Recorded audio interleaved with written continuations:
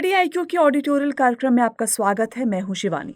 इस कार्यक्रम में यूपीएससी और राज्य सिविल सेवा परीक्षा के मेंस एग्जाम को ध्यान में रखते हुए टॉपिक को कवर किया गया है। कार्यक्रम में आज का टॉपिक है विश्व ओजोन दिवस। ये टॉपिक सामान्य अध्ययन प्रश्न पत्र 3 के पर्यावरण से जुड़ा हुआ है। हम उम्मीद करते हैं कि ये टॉपिक आपके मेंस एग्जाम के लिए बेहद कारगर साबित होगा। तो आइए अब कार्यक्रम की शुरुआत करते हैं। धरती पर सांस लेने के लिए सबसे जरूरी गैस है ऑक्सीजन, लेकिन वायुमंडल को बनाए रखने के लिए केवल ऑक्सीजन ही जरूरी नहीं है। जैसा कि हम जानते हैं, धरती के चारों ओर फैला वायुमंडल बहुत सारी गैसों से मिलकर बना हुआ है, जिनमें कुछ गैसें ऐसी हैं जो अपनी कुल मात्रा में बेशक थोड़ी हों, लेकिन धरती पर जीवन को बचाए रखने में अपनी अहम भूमिका निभाती हैं। और इनमें से ही एक है ओजोन। इसकी अहमियत का अंदाजा आप इससे ही लगा सकते हैं कि इसके संरक्षण के लिए पूरी दुनिया में 16 सितंबर को विश्व ओजोन दिवस के रूप में मनाया जाता है। दरअसल प्रकृति ने सभी की जिम्मेदारियों और सीमाओं का निर्धारण पहले से ही किया हुआ है, लेकिन जब एक के द्वारा दूसरे की सीमाओं में हस्तक्षेप किया जाता है तो इससे टकराव पैदा होता है। बहरहाल यह हस्तक्षेप किसी और के द्वारा नहीं, बल्कि इंसानों के द्वारा ही किया जाता है, और इसका नुकसान भी इंसानों को ही झेलना पड़ता है। आपको बता दें कि ओजोन परत यूवी यानी अल्ट्रावायलेट रेडिएशन को धरती पर पहुंचने से रोकती है और इंसानों को बहुत सारी बीमारियों से बचाती है। लेकिन एक वक्त ऐसा आया जब इंसानों ने अपनी ही हरकतों से समताप मंडल में पाई जाने वाली ओजोन परत को ही नुकसान पहुंचाना शुरू कर दिया। इसकी वजह से ओजोन परत में ही छेद होने लगी और इसका खामियाजा आज तक भुगतना पड़ रहा है। आखिर क्या है ओजोन परत में हुए छेद के पीछे की कहानी और क्यों मनाया जाता है विश्व ओजोन दिवस? चलिए आज के अपने इस ऑडिटोरियल में हम चर्चा करेंगे कि आखिर विश्व ओजोन दिवस क्यों मनाया जाता है और ओजोन परत में छेद होने के पीछे वजह क्या है। साथ ही एक नजर मॉन्ट्रियल प्रोटोकॉल पर भी डालेंगे, जो ओजोन परत से जुड़ा एक महत्वपूर्ण दस्तावेज है। इसके अलावा ये भी चर्चा करेंगे कि ओजोन क्यों महत्वपूर्ण है, और आखिर में टॉपिक से संबंधित मुख्य परीक्षा का एक सवाल भी डिस्कस करेंगे। लेकिन सबसे पहले समझेंगे कि विश्व ओजोन दिवस क्यों मनाया जाता है। तो देखिए, इसके लिए सबसे पहले हमें समझना होगा कि ओजोन परत है क्या। दरअसल ओजोन एक ऐसी गैस है जो हमारे पर्यावरण में प्राकृतिक रूप से मौजूद होती है। ओजोन का रासायनिक सूत्र O3 है, क्योंकि एक ओजोन अणु में 3 ऑक्सीजन परमाणु होते हैं। वैसे ओजोन की खोज साल 1800 के मध्य में लैब में किए गए कुछ प्रयोगों के दौरान हुई थी। कहा जाता है कि ये इंसानों के लिए फायदेमंद भी है और बेहद खतरनाक भी। वैसे धरती की सतह के आसपास मौजूद ओजोन एक खतरनाक वायु प्रदूषक हो सकता है, जो फेफड़ों को नुकसान पहुंचाता है और अस्थमा अटैक का कारण बनता है। लेकिन यही ओजोन जब धरती की सतह से 16 से 40 किलोमीटर ऊपर मौजूद होता है तो धरती पर जीवन की रक्षा करता है, और ये मुख्य रूप से समताप मंडल के निचले हिस्से में पाया जाता है। बहरहाल ये हमारे ग्रह को हानिकारक सौर विकिरण से बचाने में मददगार होता है। आपको बता दें कि हमारी पृथ्वी का लगभग 90% ओजोन समताप मंडल में पाया जाता है। यहाँ पर ये ओजोन एक परत के रूप में मौजूद है, इसीलिए समताप मंडल में इस परत को ओजोन परत कहा जाता है। गौरतलब है कि ओजोन की मात्रा बहुत ज्यादा नहीं है, लेकिन ये इतना शक्तिशाली है कि सूर्य से निकलने वाली सबसे हानिकारक विकिरणों को भी रोकने में सक्षम है। साल 1913 में फ्रांसीसी भौतिकविदों चार्ल्स फैब्री और हेनरी बुइसन ने ओजोन परत की खोज की थी। उन्होंने बताया कि वायुमंडल के अन्य हिस्सों की तुलना में समताप मंडल के निचले हिस्से में ओजोन की ज्यादा मात्रा पाई जाती है, लेकिन ये समताप मंडल में मौजूद अन्य गैसों की तुलना में बेहद कम है। समय के साथ साथ जैसे जैसे औद्योगिक गतिविधियां बढ़ती गईं और मनुष्य ने ज्यादा से ज्यादा प्रकृति का दोहन शुरू किया, इसके परिणाम स्वरूप वातावरण में ओडीएस यानी ओजोन घटाने वाले पदार्थों का उत्सर्जन होता रहा। आपको बता दें कि ओडीएस हैलोजन गैसों से निर्मित होते हैं। इन्हीं के उत्सर्जन को नियंत्रित करने के लिए कनाडा के मॉन्ट्रियल में एक प्रोटोकॉल पर साल 1987 में सहमति बनी। ये गैसें नाइट्रोजन और ब्रोमीन परमाणु को समताप मंडल में छोड़ती हैं, जहां वो केमिकल रिएक्शन कर ओजोन को नुकसान पहुंचाते हैं। उदाहरण के तौर पर क्लोरोफ्लोरोकार्बन यानी CFC। आपको जानकर हैरानी होगी कि इसका इस्तेमाल हमारे दैनिक जीवन से जुड़े उपकरणों जैसे refrigerator, air conditioner, spray can और अन्य उत्पादों में बड़े पैमाने पर किया जाता है। इसकी वजह से समताप मंडल में मौजूद ओजोन परत कमजोर होने लगी है। 1980 के दशक में यह स्पष्ट हो गया कि कुछ वायु प्रदूषक ओजोन परत को नष्ट कर रहे हैं, जिससे पृथ्वी पर जीवन के लिए खतरा पैदा हो गया। उस वक्त वैज्ञानिकों ने पाया कि ओजोन का स्तर गिर रहा है और अंटार्कटिका के ऊपर ओजोन परत में एक बहुत बड़ा छेद बन रहा था। इसीलिए इस पर्यावरणीय समस्या से निपटने के लिए दुनिया भर के देशों के आपसी सहयोग की जरूरत पड़ी और फाइनली 16 सितंबर 1987 को ओजोन परत के संरक्षण के लिए संयुक्त राष्ट्र देशों द्वारा मॉन्ट्रियल प्रोटोकॉल अपनाया गया। इसीलिए 19 दिसंबर 1994 को संयुक्त राष्ट्र महासभा ने 16 सितंबर के दिन को ओजोन परत के संरक्षण के लिए अंतर्राष्ट्रीय दिवस घोषित किया। आपको बता दें कि विश्व ओजोन दिवस मनाने के लिए 16 सितंबर को इसलिए चुना गया था क्योंकि साल 1987 में इसी दिन ओजोन परत के संरक्षण के लिए मॉन्ट्रियल प्रोटोकॉल पर हस्ताक्षर किए गए थे। तो चलिए अब चर्चा कर लेते हैं कि मॉन्ट्रियल प्रोटोकॉल है क्या। दरअसल मॉन्ट्रियल प्रोटोकॉल ओजोन परत के संरक्षण के लिए 1985 के वियना कन्वेंशन का ही एक हिस्सा है। इसे 1987 में अपनाया गया और यहाँ 1989 में लागू हुआ।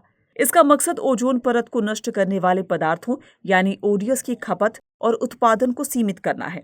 इसके लागू होने के बाद से ही मॉन्ट्रियल प्रोटोकॉल ने दुनिया के 98% से ज्यादा ओडीएस की खपत को चरणबद्ध तरीके से समाप्त कर दिया है। इसीलिए मॉन्ट्रियल प्रोटोकॉल को दुनिया की सबसे सफल अंतर्राष्ट्रीय पर्यावरण संधि के रूप में जाना जाता है।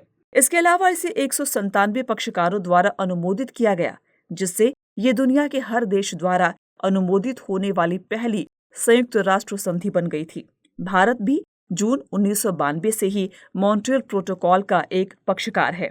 आपको बता दें कि मॉन्ट्रियल प्रोटोकॉल विकसित और विकासशील देशों के लिए अलग अलग समय सीमा के साथ चरणबद्ध तरीके से विभिन्न तरह के ओडीएस की खपत और उत्पादन को कम करने का लक्ष्य रखता है। इसके तहत सभी पक्षों के पास ओडीएस के विभिन्न समूहों को चरणबद्ध तरीके से समाप्त करने, ओडीएस के व्यापार पर नियंत्रण, वार्षिक रिपोर्टिंग, ओडीएस के आयात और निर्यात को नियंत्रित करने के लिए राष्ट्रीय लाइसेंसिंग प्रणाली और अन्य मामलों से संबंधित विशिष्ट जिम्मेदारियां हैं। इसके अलावा विकासशील और विकसित देशों के समान लेकिन अलग अलग दायित्वों को ध्यान में रखते हुए ये सभी के लिए बाध्यकारी और समय लक्षित प्रतिबद्धताओं को दोहराता है। बहरहाल मॉन्ट्रियल प्रोटोकॉल के पूर्ण कार्यान्वयन से 280 मिलियन से ज्यादा स्किन कैंसर के मामले और स्किन कैंसर के कारण होने वाली लगभग 1.6 मिलियन लोगों की मौत और मोतियाबिंद के लाखों मामलों को रोकने में मदद मिलने की उम्मीद है। साथ ही इस प्रोटोकॉल की वजह से साल 2050 तक ओजोन परत के ठीक होने की भी उम्मीद है। लेकिन ओजोन परत के कमजोर होने के पीछे आखिर वजह क्या है? पूरी दुनिया में कुल ओजोन की प्रचुरता फिलहाल 1964 से 1980 के दौरान मौजूद मात्रा से लगभग 2 से 3% कम है। लेकिन 1980 के दशक में कुल वैश्विक ओजोन की प्रचुरता में मानवीय गतिविधियों से उत्पन्न समताप मंडल में प्रतिक्रियाशील हैलोजन गैसों में बढ़ोतरी के कारण लगातार गिरावट आई है। 1990 के दशक की शुरुआत में 1964 से 1980 के औसत के मुकाबले कुल ओजोन में 5% की कमी आई थी, जो आधुनिक युग के दौरान अधिकतम गिरावट थी। गौरतलब है कि दोनों गोलार्धों में कुल ओजोन की कमी भूमध्य रेखा के पास कम है, जबकि ध्रुवों की ओर ज्यादा देखी जा सकती है। ओजोन परत को कमजोर करने के सबसे प्रमुख कारण कुछ केमिकल्स हैं। उदाहरण के तौर पर हेलोकार्बन रेफ्रिजरेंट, सॉल्वेंट्स, प्रोपेलेंट और फोम ब्लोइंग एजेंट जैसे कि क्लोरोफ्लोरोकार्बन या CFC, HCFC और हेलोन। दरअसल ये ओडीएस नीचे के वातावरण में इको फ्रेंडली, स्थिर और गैर विषैले होते हैं, लेकिन ये समताप मंडल तक भी पहुंच सकते हैं और वहां पर ओजोन परत को नुकसान पहुंचाते हैं। वैसे भी ओडीएस का जीवन काल लगभग 100 वर्ष का होता है, तो ये लंबे समय तक ओजोन परत को कमजोर करते रहते हैं। इसके अलावा जब क्लोरीन और ब्रोमीन परमाणु समताप मंडल में ओजोन के संपर्क में आते हैं, तो वो ओजोन अणुओं को नष्ट करना शुरू कर देते हैं। समताप मंडल से हटाए जाने से पहले एक क्लोरीन परमाणु 1 लाख से ज्यादा ओजोन अणुओं को नष्ट कर सकता है। वैसे भी ओजोन प्राकृतिक रूप से निर्मित होने की तुलना में अधिक तेजी से नष्ट होती है, जिसकी वजह से अंटार्कटिका के ऊपर ओजोन परत में एक बड़ा छेद बन गया था। ओजोन परत को नुकसान पहुंचाने वाले अन्य रसायनों में मिथाइल ब्रोमाइड और हेलोन शामिल हैं। जैसे ही मिथाइल ब्रोमाइड और हेलोन टूटते हैं, वो ब्रोमीन परमाणु रिलीज करते हैं, जो क्लोरीन परमाणुओं की तुलना में ओजोन अणुओं के लिए 40 गुना ज्यादा विनाशकारी होते हैं। वैसे तो ओजोन परत वैश्विक स्तर पर कमजोर हो रहा है, लेकिन अंटार्कटिका के ऊपर ओजोन परत के गंभीर क्षरण को अक्सर ओजोन छिद्र के रूप में जाना जाता है। इतना ही नहीं, अब आर्कटिक क्षेत्र में भी ओजोन परत कमजोर होने लगी है। जलवायु परिवर्तन पर अंतर सरकारी पैनल यानी IPCC के मुताबिक बढ़ते वैश्विक तापमान और शुष्क परिस्थितियों के कारण दुनिया भर में लगातार बड़े पैमाने पर जंगलों में आग फैल जाती है। इसमें मिलियन टन से ज्यादा धुआं निकलता है, जो समताप मंडल तक पहुंचकर ओजोन परत को कमजोर करता है। उदाहरण के तौर पर जून 2019 से मार्च 2020 तक ऑस्ट्रेलिया में फैली जंगल की आग से 1 मिलियन टन से ज्यादा धुआं निकला, जो समताप मंडल तक पहुंच गया और इसने ओजोन परत के छिद्र के आकार को बढ़ाने में मदद की थी। लेकिन ओजोन परत के कमजोर होने के क्या प्रभाव हो सकते हैं, इसे भी जानना होगा। समताप मंडल में मौजूद ओजोन परत सूर्य से आने वाली खतरनाक UV रेडिएशन को अवशोषित कर इंसानों को कई तरह की खतरनाक बीमारियों से बचाती है, जैसे कि स्किन कैंसर, मोतियाबिंद और कमजोर इम्यून सिस्टम। साथ ही ओजोन की उपस्थिति में सांस लेने से सीने में दर्द, खांसी, गले में जलन समेत कई तरह की स्वास्थ्य समस्याएं हो सकती हैं। ऐसा माना जाता है कि UV रेडिएशन के संपर्क से मेलेनोमा में बढ़ोतरी होती है, जो सभी तरह के स्किन कैंसर में सबसे घातक है। दोस्तों, आपको बता दें कि त्वचा को रंग देने वाली पिगमेंटी कोशिकाओं में कैंसर की स्थिति मेलेनोमा कहलाती है। दरअसल 1990 के बाद से मेलेनोमा विकसित होने का जोखिम 2 गुना से भी ज्यादा हो गया है। इसके अलावा UV रेडिएशन सोयाबीन जैसी संवेदनशील फसलों को भी नुकसान पहुंचा सकती है और फसल की पैदावार कम कर सकती है। UV रेडिएशन पौधों की शारीरिक और विकासात्मक प्रक्रियाओं को भी प्रभावित करता है। पौधों की वृद्धि UV रेडिएशन से सीधे तौर पर प्रभावित हो सकती है। कुछ वैज्ञानिकों का मानना है कि समुद्री फाइटोप्लैंक्टन, जो समुद्री फूड चेन का आधार है, पहले से ही UV रेडिएशन से बेहद तनाव में है। इस तनाव के कारण महासागरों से मानव खाद्य आपूर्ति पर प्रतिकूल प्रभाव पड़ सकता है। ये पाया गया है कि UV रेडिएशन मछली, झींगा, केकड़े, उभयचर और दूसरे समुद्री जीवों के प्रारंभिक विकास चरणों को नुकसान पहुंचाता है। इसका सबसे गंभीर प्रभाव जीवों की प्रजनन क्षमता पर पड़ता है। UV रेडिएशन में थोड़ी बढ़ोतरी के परिणाम स्वरूप छोटे समुद्री जीवों की जनसंख्या में कमी आ सकती है, जिसका प्रभाव संपूर्ण समुद्री फूड चेन पर पड़ेगा। आपको बता दें कि स्ट्रेटोस्फेरिक ओजोन या समताप मंडल में मौजूद ओजोन सूर्य की UV रेडिएशन से हमारी रक्षा करता है, लेकिन ट्रोपोस्फेरिक ओजोन या जमीनी स्तर की ओजोन एक हानिकारक प्रदूषक है। एक नए अध्ययन से पता चला है कि वायुमंडल की निचली परतों में मौजूद ओजोन मक्की जैसी फसलों की पैदावार को भी घटाती है और इनकी पत्तियों के अंदर पाए जाने वाले अलग अलग रसायनों को बदल देती है। दरअसल ट्रोपोस्फेरिक या जमीनी स्तर की ओजोन का निर्माण तब होता है जब कार, बिजली संयंत्र, औद्योगिक बॉयलर, रिफाइनरी, केमिकल प्रोजेक्ट और अन्य स्रोतों से उत्सर्जित प्रदूषक रासायनिक रूप से सूर्य के प्रकाश की उपस्थिति में रिएक्शन करते हैं। ट्रोपोस्फेरिक ओजोन सीधे हवा में उत्सर्जित नहीं होता है, लेकिन ये नाइट्रोजन और वोलेटाइल ऑर्गेनिक कंपाउंड्स यानी भंगुर कार्बनिक यौगिकों के ऑक्साइड के बीच केमिकल रिएक्शन के द्वारा बनता है। इसीलिए ट्रोपोस्फेरिक ओजोन को खराब ओजोन कहा जाता है, जबकि स्ट्रेटोस्फेरिक ओजोन को अच्छे ओजोन के रूप में जाना जाता है। आपको बता दें कि UV रेडिएशन में बढ़ोतरी स्थलीय और जलीय जैव रासायनिक चक्रों को प्रभावित कर सकती है।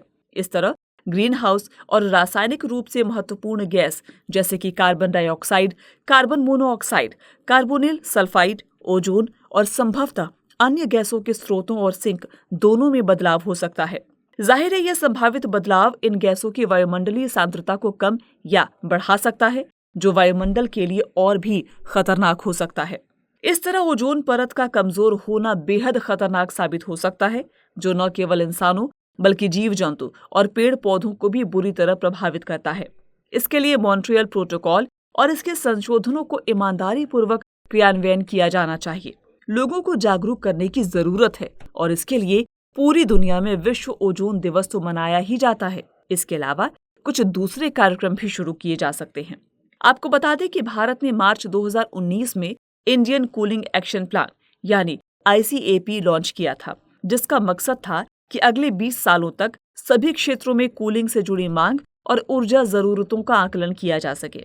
लिहाजा इसके महत्वाकांक्षी लक्ष्यों को प्राप्त करने के लिए भारत को पूरी मुस्तैदी के साथ काम करना होगा, तभी हम UV रेडिएशन के बुरे प्रभावों से बच सकते हैं। चलिए अब अंत में टॉपिक से संबंधित मुख्य परीक्षा का एक सवाल भी नोट कर लेते हैं। समताप मंडल में मौजूद ओजोन परत धरती पर जीवन के लिए किस तरह महत्वपूर्ण है, साथ ही इससे जुड़े प्रभावों पर भी प्रकाश डालिए। उम्मीद है कि आज का ये टॉपिक आपकी परीक्षाओं के लिहाज से बेहद कारगर साबित होगा।